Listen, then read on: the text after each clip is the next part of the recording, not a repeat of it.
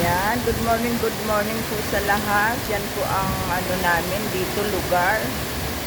Yan, sana po ay hindi na po magbaha po dito kasi sa lakas po ng bagsak ng ulan dito, nung kailan yon ay talagang binaha po kami dito. Yan po siya, oh.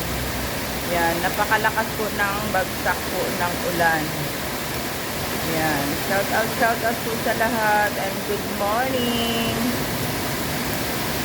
Happy Wednesday everyone. Sip-sip lang po tayo sa lahat ng mga dito sa OFW ng Hong Kong.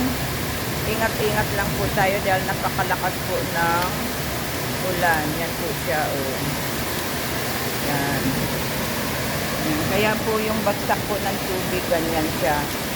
Yan. Sana po ay hindi na po siya magbaha. Yan. Yan. Kumikidlat po siya. So, hanggang dito na lamang po muna. Bye po.